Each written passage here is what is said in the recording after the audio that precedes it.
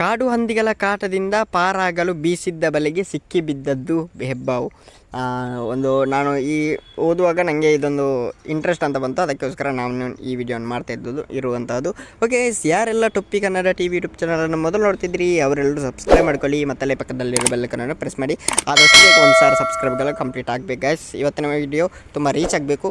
Okay, Andhra ಪ್ರದೇಶದ ಶ್ರೀಕಾಕುಳಂ ಜಿಲ್ಲೆಯ ಇಚ್ಛಾಪುರಂ ಮಂಡಲದಲ್ಲಿ ಟೊಂಕೂರು ಗ್ರಾಮದಲ್ಲಿ ಭಾರೀ ಗಾತ್ರದ ಹೆಬ್ಬಾವು ಕಾಣಿಸಿಕೊಂಡು ಸಂಚಲನ ಮೂಡಿಸಿದೆ. ಈ ಗ್ರಾಮದ ಕೃಷಿಕರೊಬ್ಬರು ಕಾಡು ಹಂದಿಗಳಿಗೆ ಜಮೀನನ್ನು ರಕ್ಷಿಸಲು ಬೆಲೆ ಹಾಕಿದರು.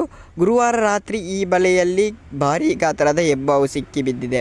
ಬೆಳಗ್ಗೆ ಜಮೀನಿಗೆ ಬಂದಿದ್ದ ರೈತರು ಬೃಹತ್ ಹೆಬ್ಬಾವು ಬಲೆಯಲ್ಲಿ ಸಿಲುಕಿದ್ದನ್ನು ಕಂಡು ಗಾಬರಿಗೊಂಡಿದ್ದಾರೆ ಅಂತಲೇ ಹೇಳ್ಬೋದು. ಈ ಹೆಬ್ಬಾವು ಸುಮಾರು 6 ಅಡಿ ಉದ್ದವಿದ್ದು ನಂತರ ಇದನ್ನು ಬಲೆಯಿಂದ ಬಿಡಿಸಿ ಕಾಡಿಗೆ ಬಿಡಲಾಗಿದೆ ಅಂತಲೇ ಹೇಳ್ಬೋದು ಗೈಸ್. ಏನಂತ ಹೇಳಿದರೆ ಹಂದಿ ಇಡ್ಲಿಕ್ಕೆ ಹೋದದ್ದು ಹೆಬ್ಬಾವು ಬಿದ್ದಿದೆ. ತುಂಬ ಭಯ ಪಟ್ಟಿರ್ಬೋದು ಅಂತಲೇ ಹೇಳ್ಬೋದು. ಓಕೆ ಗೈಸ್, ಮುಂದಿನ ವಿಡಿಯೋದಲ್ಲಿ ಸಿಗೋಣ. ಅಲ್ಲಿವರೆಗೆ ಲೈಕ್, ಶೇರ್, ಸಬ್ಸ್ಕ್ರೈಬ್ ಅಂತ ಹೇಳ್ತಾ ಲವ್ ಯು ಸೊ ಮಚ್.